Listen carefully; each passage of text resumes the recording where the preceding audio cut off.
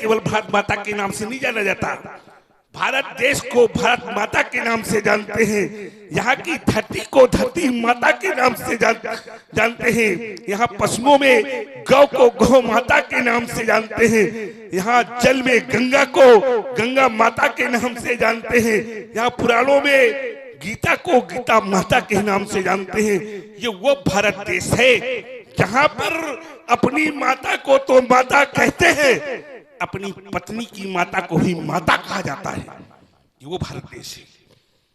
ध्वज इस बालिका को तुम प्रणाम करवा रहे हो, ये बालिका कन्या है और हमारी संस्कृति में कन्या को कन्या के रूप में अर्चना की है, बालिका के रूप में पूजा की है, भगनी के रूप में आरती की है, माता के रूप में विशिष्टत्व माना है, भगवती के रूप में स्तोत्र पाठ किए हैं, काली के रूप में स्तवन किया है।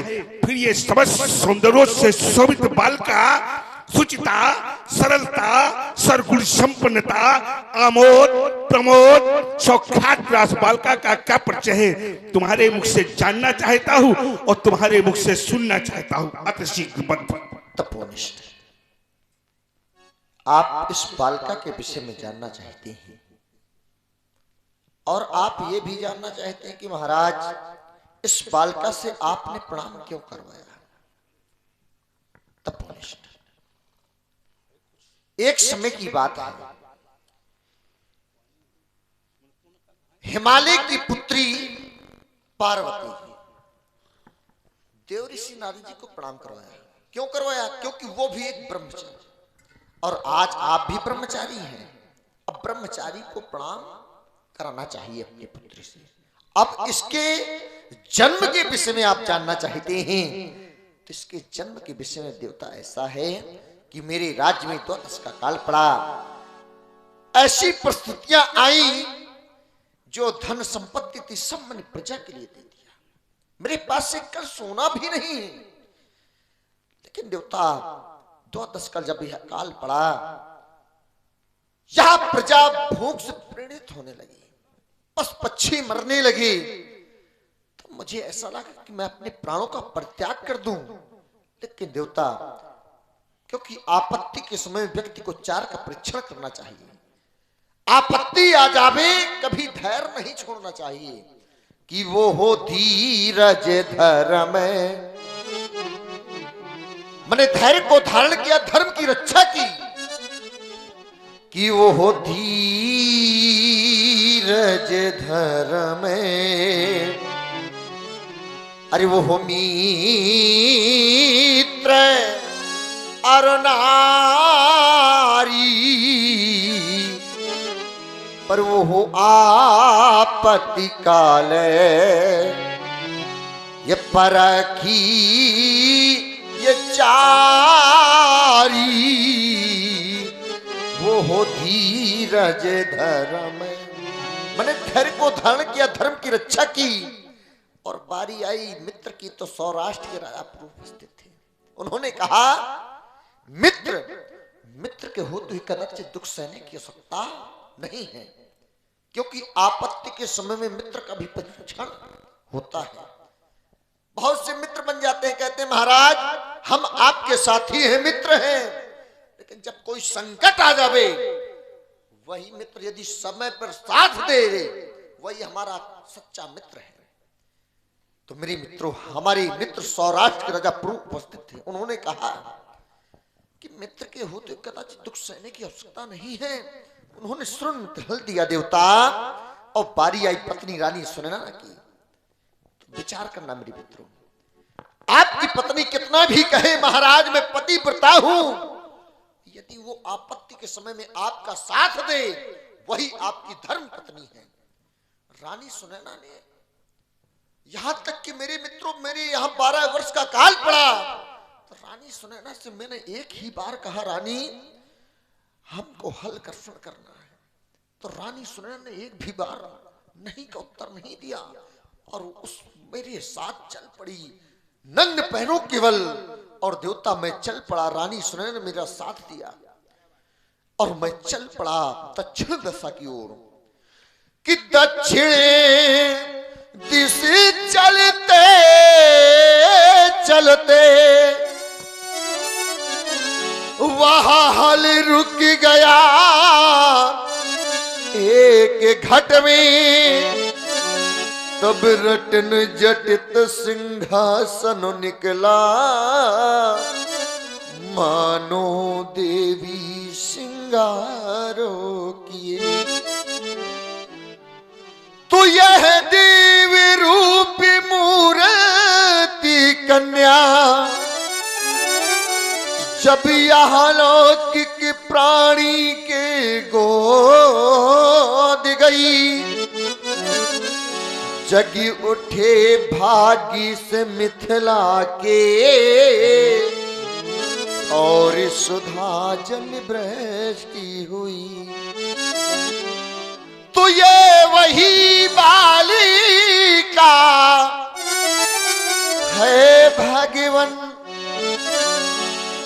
जो चरणों में शीश झुकाती है। लेकिन आज चाहते हैं, आपसे निवेदन है कि दीजिए आशीर्वाद इसको भगवन, यहाँ चरणों में शीश झुकाती। सीरथ तुमने बहुत सारी बात रखी, मैंने केवल एक बिंदु दिया था तुमको। मैंने कहा था कि बालिका का क्या परिचय है, लेकिन तुमने कहा कि बाल ब्रह्मचारी होने के नाते बालिका ने आपको प्रणाम किया।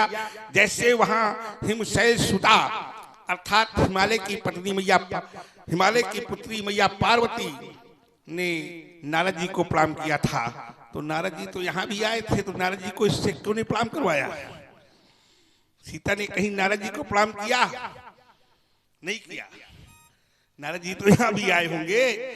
जब नारद जी ने सब कुछ ये बताया, नारद जी आए, नारद ने यहाँ तक कहा कि नारद बचन सदा शुचि, साचा मैया ने स्थापित किया।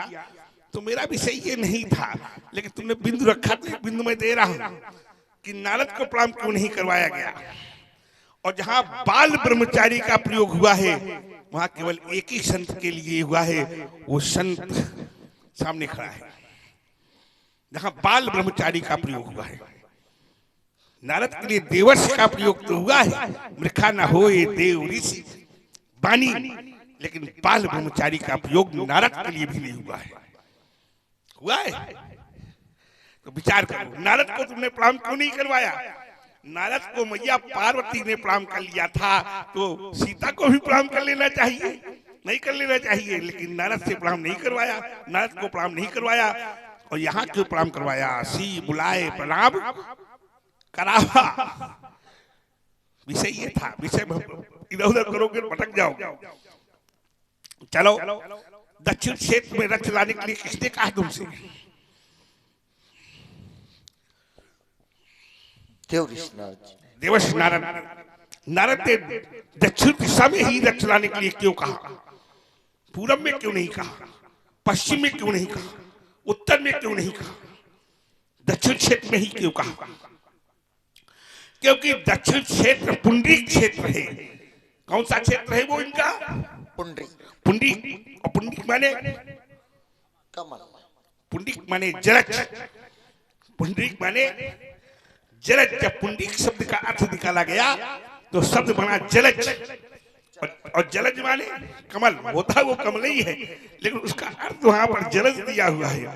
जल धन जा, जा माने जन्म लेना, जो जल में जन्म ले उसका नाम जलज, और कमल का पर्याय ही जलज है। अच्छा, कौन सा रथ चलाने के लिए कहा नारद जी ने? कैसा रथ चलाने के लिए कहा? स्वर्णिम रथ, सोने का, सोने का। अच्छा, नारद जी ने आपसे सोने का रथ चलाने के लिए क्यों कहा? ये नहीं क्यों नहीं कहा कि चांदी का रथ चला लेना, तांबे का रथ चला लेना, पीतल का रथ चला लेना, अष्टधातु का रथ चला लेना, लोहे का रथ चला लेना? क्यों नहीं कहा?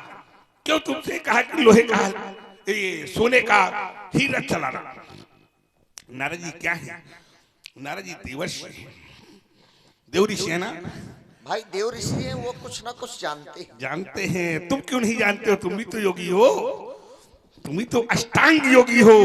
यम नियम आसन प्राणायाम प्रत्याहार ध्यान धारणा समाधि 8 अंगों में तुमने विजय प्राप्त कर रखी है। तो तुमको भी तो पता होगा कि नारद ने सोने का हल चलाने के लिए क्यों कहा, और जब कहा था तो आपने क्यों नहीं पूछा कि महाराज मैं सोने का हल क्यों चलाऊं, मेरे पास सोना नहीं है इतना, मैं चांदी का हल चलाऊंगा। कहा आपने? नहीं कहा। नारद ने कहा वैसे ही कर दिया, लेकिन मैं बतलाता हूं कि नारद ने सोने का हल चलाने के लिए क्यों कहा। नारद ने सोने का हल चलाने के लिए इसलिए कहा, नारद जी जानते थे पुंडरीक क्षेत्र में जब सोने का हल चलेगा तो सोने का हल जब सोने के घड़े से टकराएगा, सोने का हल जब सोने के घड़े से टकराएगा तो उससे जिसका जन्म होगा उसके कारण सोने की लंका जलाई जाएगी, सोने की लंका का दहन होगा। इस कारण जो है सोने का रथ चलाने के लिए नारद जी ने कहा, उसका अर्थ इसलिए ये है। ठीक है, अच्छा इसका नाम करण क्या किया नारद जी ने? सीता। नारद आए कहो पर सीता। ठीक है, आपने क्या नामकरण किया? सी है। आपने सी किया? नहीं, ये नामकरण आपका नहीं है, ये नामकरण किसका है? ये मैया पार्वती ने नामकरण किया है। सुन सी सत्य आशीष हमारी अपूज ही मन कामना, ये आपका नामकरण नहीं है। आपने क्या नामकरण किया? हम सी है कहकर नहीं, आप सी कह के नहीं बुलाते हैं, आपने जानकी कह के बुलाया है, और जानकी नामकरण किया है किसने? सतानंद जी ने। ठीक है, चलो ये आपकी बात है, लेकिन नारद जी ने सीता शब्द, सीता नाम रखा बालिका का, तो इस नाम पर मैं भी विचार करूंगा।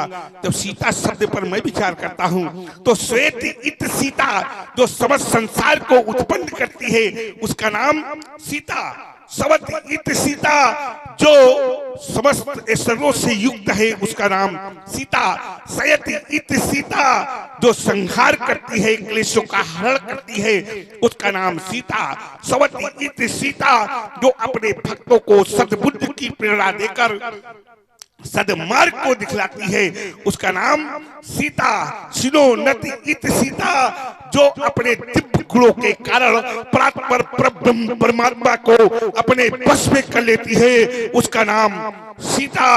और साहित्य इत सीता जो स्वयं में व्यापक ज्ञान स्वरूपणी है उसका नाम सीता। हल के अग्रभाग को क्या कहते हैं? सी। हल के अग्रभाग से उत्पन्न होने के कारण इसका नाम सीता, और भूमि से उत्पन्न होने के कारण इसका नाम भूमध्या। जनक की लाडली होने के कारण इसका नाम जानकी, विदेह की दुलारी होने के कारण इसका नाम वैदेही, मिथिला की प्यारी होने के कारण इसका नाम मैत्री। सीरत ध्वज 3 लोग 14 भुवन सप्तद्वीप में ये बालिका नाना प्रकार के नियमों से अपने यश को स्थापित करेगी, और साथ में तुम्हारा नाम 16 अंकित अक्षरों से अमिट पन्नों में तुम्हारा नाम अंकित करवा देगी। सीरत ध्वज। अस्तु बालिका के लिए सुंदर सा आशीर्वाद। बेटी जा, बेटी तू जा। क्या बात है, मध्यम ने ढाई रखो दो। हाँ, जा बेटी तू जा, जा बेटी तू जा, जा करके धरती माँ से कहना अधिक अन्न उपजा।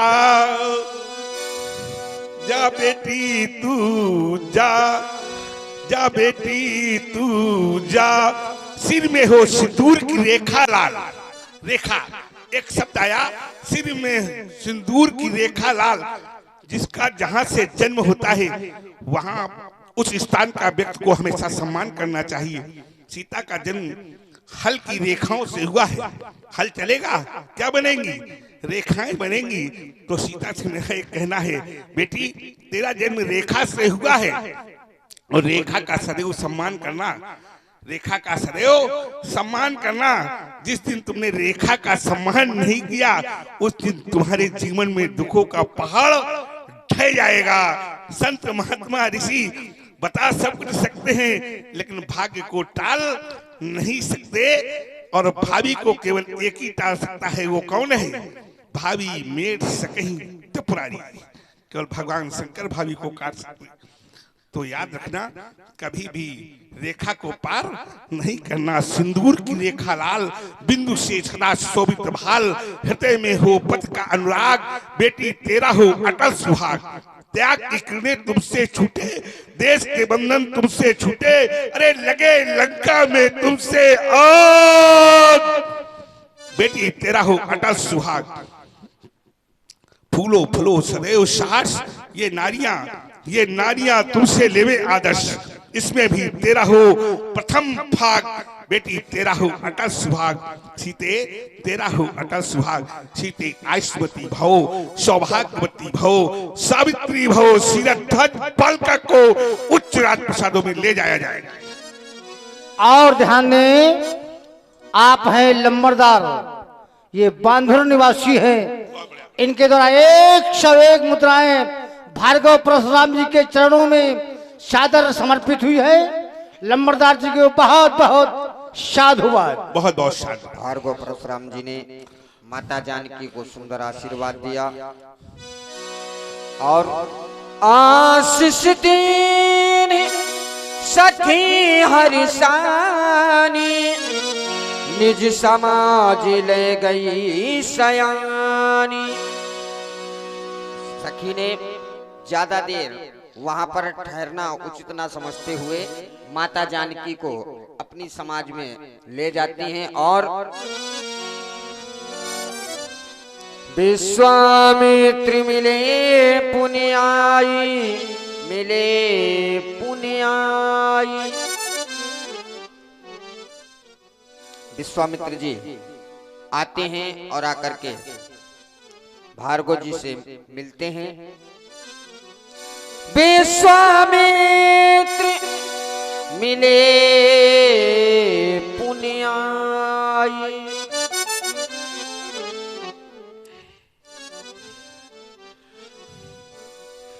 आइए बाबा, आओ बाबा।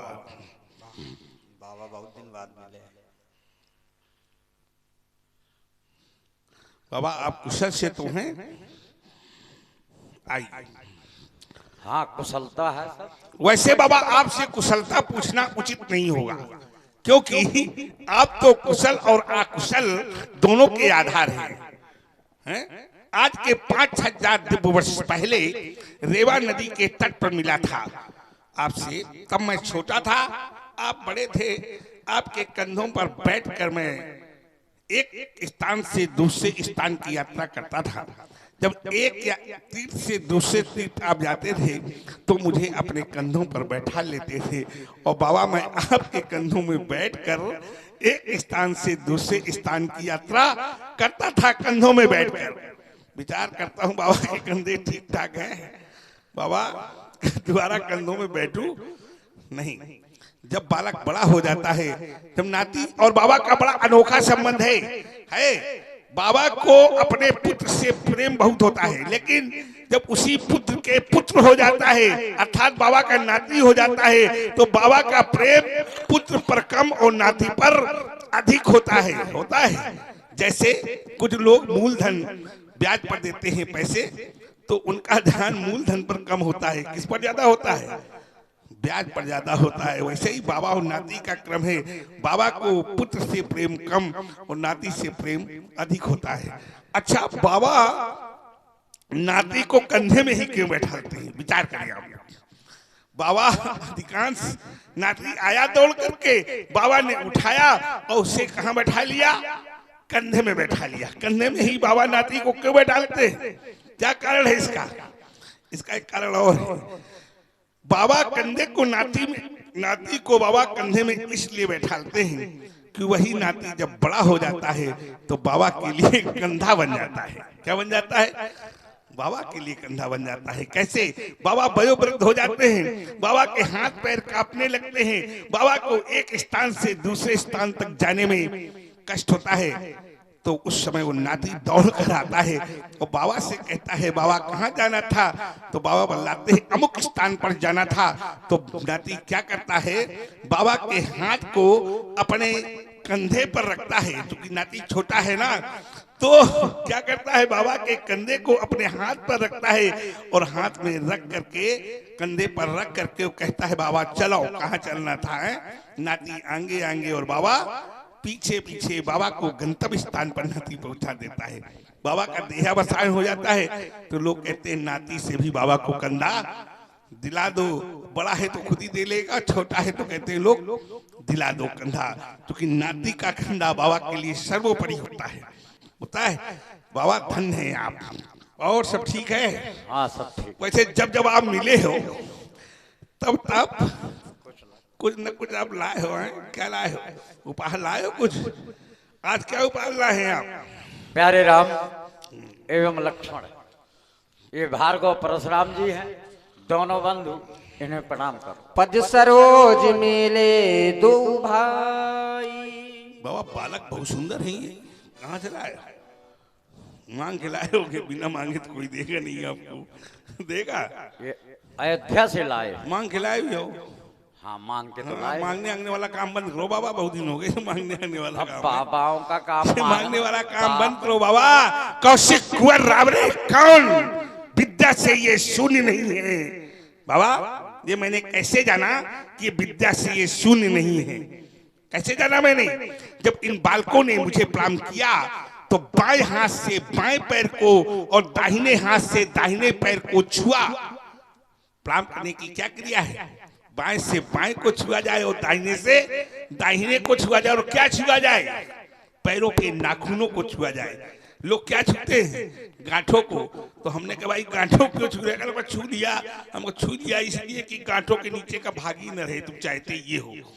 लोग गांठ के नीचे पैर छूते ना, तो उनसे कह दो गांठ के नीचे, गांठ के ऊपर पैर मत छुओ, नीचे। तो बाबा विद्या से ये शून्य नहीं है और धन से भी ये न्यून नहीं है। ये कैसे जाना मैंने कि धन से ये न्यून नहीं है? जरा बताओ कैसे जाना मैं? आप ही तर्कालक हो, हैं? धन से ये न्यून नहीं है। मैंने जाना इनके मस्तक के ऊपर मुकुट, मुकुट के ऊपर क्रीट, और क्रीट में जो मणि लगी है बाबा, ये बतला रही है कि साधारण राजकुमार नहीं है, ये किसी चक्रवर्ती नेपाल के राजकुमार है, चक्रवर्ती राजा के राजकुमार है। ये महाराज अयोध्या नरेश महाराज दशरथ जी के पुत्र हैं। दशरथ के वहां दशरथ चक्रवर्ती राजा है, वही तो मैं कह रहा हूँ। मैं क्या कह रहा हूँ कि विद्या से ये शून्य नहीं है और धन से भी ये न्यून नहीं है। तो किस प्रदेश के रहने वाले बल विद्या के ये भान कौशिक कुंवर रावरे कौन? बाबा दशरथ के पुत्र हैं। अच्छा बाबा मैंने सुना था दशरथ के कोई पुत्र ही नहीं है। नहीं पुत्र हुए हैं। कितने हुए? चार। देखो भगवान की कृपा, ईश्वर की विडंबना देखिए, ईश्वर की कृपा। ईश्वर कृपा नहीं करता तो नहीं करता, और जब ईश्वर कृपा करता है तो बहुत बड़ी कृपा करता है। ईश्वर नहीं देता तो नहीं देता, और जब देता है तो छप्पर फाड़ के देता है। अच्छा ईश्वर देता छप्पर फाड़ के है, और जब लेता है तब चमड़ी उधेड़ के लेता है। अच्छा चमड़ी उधेड़ के वो न ले, इसके लिए हमें क्या करना पड़ेगा? विचार किया कभी आप लोगों ने? क्या करना पड़ेगा? ये शोर है, इसको जगाओ। कौन है ये? जगाओ इसको भी। चमड़ी उधेड़ के ईश्वर न ले, अब ऐसे लोगों की चमड़ी उधेड़ के लेगा। उठ के बैठो, फट साथ मारूंगा तुम्हारे। बुजुर्ग लोग बैठे हैं तो सो रहा है। चलो ठीक है, अभी विनोद है। चलो अब चमड़ी उधेड़ के न ले, तो इसके लिए हमने शास्त्रों का अध्ययन किया, और शास्त्रों के अध्ययन में एक हमको बात मिली मन विश्वत में, कि अगर व्यक्ति अपनी कमाई का दशांश निकाल देता है, कितना दशांश? अगर 100 रुपए आपने पैदा किए तो 10 रुपए भगवान के कार्य के लिए निकाल के अलग रख देना चाहिए। अगर 1000 पैदा किए तो 100 निकाल देना चाहिए, और 10,000 पैदा किए तो 1000 निकाल देना चाहिए। ये पैसे को इकट्ठा करना चाहिए। एक वर्ष इकट्ठा करके और इस पैसे को भगवान की रामलीला, भगवान की श्री राम कथा, भगवान की श्रीमद् भागवत कथा या मंदिर निर्माण या किसी गरीब कन्या का विवाह हो रहा हो, वहां पर इस पैसे को लगा देना चाहिए। और जब ये पैसा उस स्थान पर लग जाएगा तो जो चमड़ी उधरने वाली स्थिति ये सदैव के लिए समाप्त हो जाएगी। बाबा, इन बालकों का कम संख्या में क्या परिचय है? ये आप इधर आओ, कहाँ जा रहे हो? आप भागे जा रहे हो, लगता है इधर आओ। अरे भागे नहीं जा रहे इधर ही रहो। हाँ, बताओ बाबा, इनका कम संख्या में क्या परिचय है बालकों का? हाँ, ये जो है कौशल्या नंदन राम है, ये बड़ा पुत्र है। अच्छा, ये राम, हाँ ये तो सौम्य है, ये ठीक लग रहा है। ये सुमित्रा नंदन पुत्र लक्ष्मण है। हाँ, ये जो टेढ़ा लग रहा है, ये कुछ करिया है, करिया तो नहीं है। कुछ तो काम के हैं, आपके लायक कि नहीं है? नहीं, ये तो हमारे काम का है। एक ही काम हाँ, के है कि दोनों काम ये के? काम का नहीं है। देखिए अंतर दोनों में, ये हाथ जोड़ कर खड़ा है, ये हाथ तोड़ कर खड़ा है। अब देखो जोड़ रहा है, ये पैर जोड़ कर खड़ा है, ये भी पैर तोड़ कर खड़ा है। एक सावधान में खड़ा है तो दूसरा विश्राम में खड़ा है। अंतर है कि नहीं है? देखो इसकी भक्ति देखिए, इसकी भक्ति देखो बाबा, जो मैं कह रहा हूँ देखो भाई, पुत्र उनके जब चार है तो चार है। बदला तो होगा ही, अंतर होगा, पक्का होगा। अच्छा अंतर है। तो ये प्रथम में राम, हाँ, क्रम संख्या 1, हाँ, ये द्वितीय में लक्ष्मण सुमित्रा नंदन है। द्वितीय में ही कि तृतीय में ही? कैकेयी पुत्र भरत द्वितीय में है, अच्छा, हाँ, सुमित्रा पुत्र प्रथम में है। प्रथम में। तो सुमित्रा पुत्र प्रथम में है। सुमित्रा अच्छा, जी का सुमित्रा का जो पुत्र है ये वो प्रथम पहला है। है। हाँ। और द्वितीय पुत्र का क्या नाम है उनके? शत्रुघ्न, वो शत्रुघ्न। छोटा है इससे। अर्थात प्रथम में राम, द्वितीय में भरत, तृतीय में लक्ष्मण, चौथे में शत्रुघ्न। इसका नाम आपने क्या नामकरण किया है? लक्ष्मण। लक्ष्मण किया आपने नामकरण? ना, नहीं, वशिष्ठ जी ने किया है, उनके गुरुदेव जी ने। आपने क्या नामकरण किया इस बालक का? हमने भी यही राम लक्ष्मण ना, कहा। राम लखन दशरथ की ढोठा। लखन शब्द का जो लखन शब्द का जो प्रयोग पहली बार हुआ है वो तुम्हारे द्वारा हुआ है, यही है ना? राम लखन दशरथ के ढोठा। तो बाबा ये लखन शब्द आपके द्वारा कहा गया है।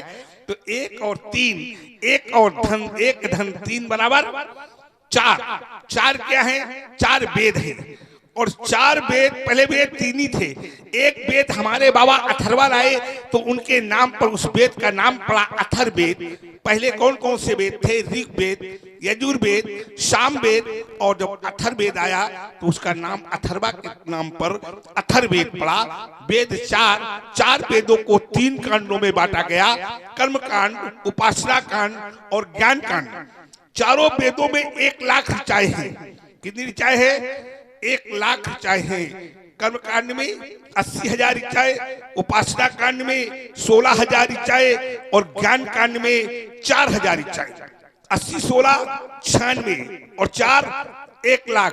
1 धन शून्य, धन शून्य, धन शून्य, धन शून्य, धन शून्य, धन शून्य बराबर 1। क्या रहेगा? 1 ही रहेगा। 1 में कितने शून्य जोड़ दिए जाए? रहेगा तो 1 ही।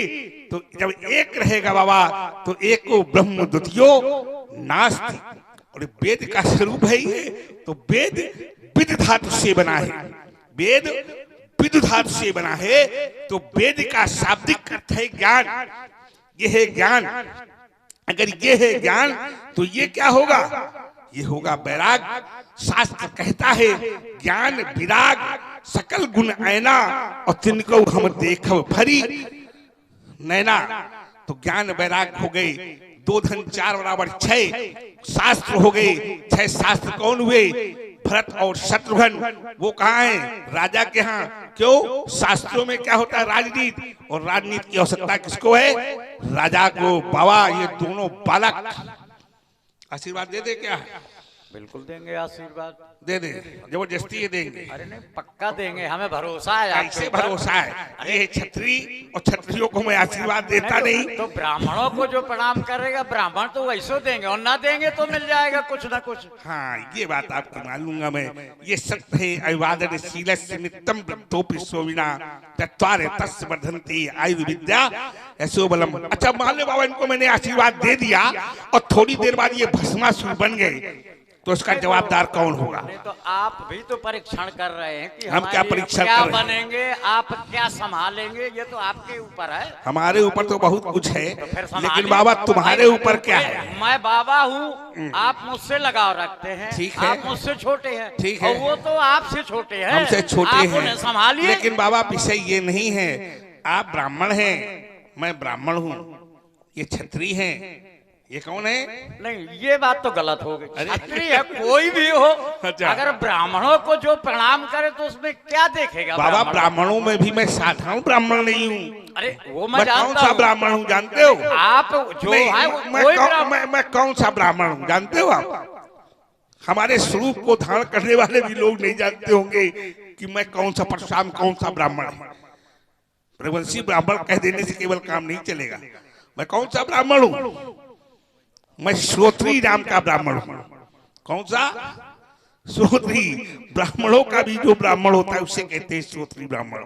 ठीक है, तो इसलिए बाबा आपके कहने से मैं आशीर्वाद दे रहा हूँ इनको, लेकिन देखना ये भस्मासुर न बने। मेरा मतलब ये है। आप अपने हिसाब से दे रहे हैं, नहीं, अपने हमारे ऊपर हिसाब से कह क्या रहे हैं होता कि आपके है? कहने से मैं दे रहे हैं। आपके हमारे रक्तिम संबंध है, इसलिए बाबा मैं इनको आशीर्वाद दे रहा चलो हूँ। ठीक नहीं है, तो मैं क्षत्रियों को आशीर्वाद नहीं देता हूँ। ये विषय मेरा नहीं है ये महाराज, विषय ये मेरा विषय है आपका ना। है। अरे आपका विषय क्या है? नहीं, विषय तो मेरा है ना। अरे भाई तुमने प्रणाम करवाया और मैंने इनको आशीर्वाद दे दिया। हमने कहा ये थोड़ी देर में बन गए भस्मासुर। कौन जवाब नहीं दार होगा? ये तो महाराज आप न दीजिए ना। जैसे भस्मासुर ने क्या किया था? भगवान शंकर की तपस्या की, भगवान शंकर प्रसन्न हो गए, प्रकट हो गए। जब प्रकट हुए बोला वरदान मांगो, तो कहना वरदान, कहना भगवान जिसके ऊपर हाथ रख दे वो क्या हो जाए? भस्म हो जाए। तो भगवान ने कहा तथास्तु। भगवान शंकर कहकर चलने लगे। भस्मासुर ने क्या कहा? रुका भगवान, अब क्या रह गया? अब ये रह गया, वरदान तो दे दिया तुमने, अब इसका परीक्षण किसके ऊपर करूं? परीक्षण लाओ आप ही के ऊपर कर लेता हूं। दौड़ा दौड़ा तो भगवान शंकर आगे आगे और भस्मासुर पीछे पीछे। स्थिति बहुत खराब हुई, भगवान विष्णु को आना पड़ा, मोहिनी रूप धारण करना पड़ा, भस्मासुर को भस्म करना पड़ा। भगवान शंकर देखिए, इतना दयालु होना भी बड़ा गलत है। चलो चलिए आप महाराज, कहते हो आशीर्वाद दे दे, चलो आशीर्वाद देता हूँ आशीर्वाद, आप करो। हाँ ये मानो हमारे आपके रक्तिम संबंध है ना। अगर बालक ज्यादा कुछ कहते हैं तो जब कोई समस्या आएगी तो मैं भी उसको निपटाऊंगा। आप हाँ, तो आशीर्वाद ये दीजिए। पहले ही कह देते तो कहानी क्यों सुनानी पड़ती हमको? ये पहले ही आप कहते बाबा हम है बाबा, आप चिंता मत करो।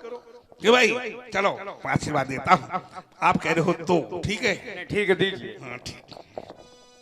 मैया कौशल्या द्वारा पोषित विमल वाटिका के मंजुल पारिजात प्यारे राम, निज भ्रात हृदय में विहार करने वाले भोले लक्ष्मण, तुम दोनों बंधुओं ने आज तक अपने जीवन को अयोध्या के उच्च राज प्रसादों में व्यतीत किया है।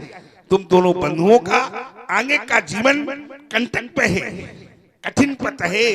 क्यों? संतों की, महात्माओं की, ऋषियों की, मुनियों की, महामुनियों की आपको रक्षा करनी होगी।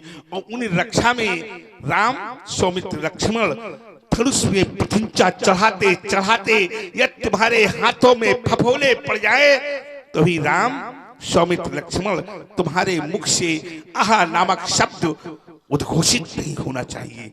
मेरा सुंदर सा आशीर्वाद दोनों बंधुओं के लिए। मानवता के प्रबल समर्थक रघु से अधिक महान कहेंगे, प्यासे अधर सिसकते हैं अंतस। राम तुम्हें भगवान कहेंगे, लखन तुम्हें भगवान कहेंगे। देख रहा हूँ ये जीव धरा के तुमसे कितनी आस लगाए। पलक पावड़े बिछा चुके हैं, निज नयनों के स्वप्न सजाए। उन सपनों की सौगंध तुम्हें है राम, सौमित्र, लक्ष्मण। उन सपनों की सौगंध तुम्हें है। अनाचार का नाम मिटाना, और कोमल कलियों को जो घेरे उन पुरुषों पर वज्र ढाना पाकर तुमको हुए सार्थक यह मेरे वरदान कहेंगे। प्यासे अधर सिसकते अंतस राम तुम्हें भगवान कहेंगे, लखन तुम्हें भगवान कहेंगे।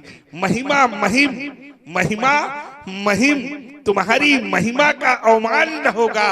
युग बीतेंगे युग बीतेंगे किंतु तुम्हारी चर्चा का अवसान न होगा। सागर की सीमा से भी बढ़कर, सागर की सीमा से भी बढ़कर अरे वैभव राम तुम्हारा होगा और रमा नहीं जो तुम्हें सकेगा। उसका जन्म दोबारा होगा, उसका जन्म दोबारा होगा। छात्र वंश के गर्भिले स्वर तुम्हें वंश की आन कहेंगे। प्यासे अधर सिसकते अमतस राम तुम्हें भगवान कहेंगे, लखन तुम्हें भगवान कहेंगे। राजपुत्री ममुवाक्यम त्रिलोकनाथना अर्षन्मुख जयम प्राप्ति दीर्घायु राम लक्ष्मणा आयुष्मान भवतम धीमान भवतम श्रीमान भवतम चिरंजीवी ही भवतम। बाबा ले जाओ इन बालकों को, ठहरो बाबा एक क्षण। बाबा ये बालक चोर है, एक क्षण बालको, बालक ये चोर है बाबा। क्या है ये है चोर, है चोर। ये तो चोर है वैसे, और दूसरे चोर वही सबसे बड़े चोर तो वही अरे है। नहीं ऐसा। अरे लोग तो और कुछ चुराते हैं, जब चितई को चुरा ले तो बचेगा क्या? तो तुम्हारा दिल अगर चुर जाए अच्छा बाबा तो ये मैं जान बताओ, जाऊंगा। अच्छा बाबा ये बताओ एक क्षण। ई है मान लो चोर है, चोर मान लो ठीक है। ई है चोर, अब इनके गुरु हो तुम, तो तुम का भाई सरदार क्या है आप? सरदार हैं। ये चोर, इनके गुरु तुम क्या हुए? कौन? हम इनके कुछ है ही नहीं। हम तो भाई क्या है, हम बाल ब्रह्मचारी। ये तो कोई नहीं, हम आपके हैं नाती, हमारा आपका रक्तिम संबंध है, मैं कह चुका हूं हैं। लेकिन बाबा ये है अगर चोर और तुम इनके चोर के गुरु हो तो तुम चोरों के सरदार अर्थात महाचोर। ले जाओ बाबा इनका, चलो जाओ। भार्गव जी ने कहाँ है जनक? सुंदर प्रभु श्री राघवेंद्र सरकार लखनलाल जी को आशीर्वाद दिया और पुनः बहुर बिलोक विदेह सन कहु काहि अति भीर पूछत जान अजान जिम व्याप्यु को पी शरीर। ये तड़क फड़क कैसी विदे, ये तड़क फड़क कैसी विदे, तोलास से सजी हुई हर गली गली हर गे ये तड़क फड़क कैसी विदे। ये नगर है ना पहले जैसा, अरे काया ही पलट के इसकी इंद्रपुरी लज्जित होती। ये लख सज थज आज चरक इसकी, सब बासी व्यस्त दिखाते हैं, सब बासी व्यस्त दिखाते हैं। सब में अदम्य उत्साह भरा मिथिला के कड़कड़ में विदेह है। हटछटा है ओछला के उम्र अचानक पड़ी यहाँ, सुधा धार चश्मित विदेह। ये तड़क भड़क कैसी विदेह, शीघ्र शीघ्र मुझे अवगत कराए। ये तड़क भड़क कैसी विदेह। समाचारी कही जनकी सुनाए, यही कारण मही सब आए। इन समस्त नेपालियों के आने का कारण हमारी बेटी सीता है देवता। हमारी बेटी सीता ने अपने मयक कथन अनुसार उसने का सज्जनकार कर दिया। क्या कार कर दिया शीरध्वज? कि सीता ने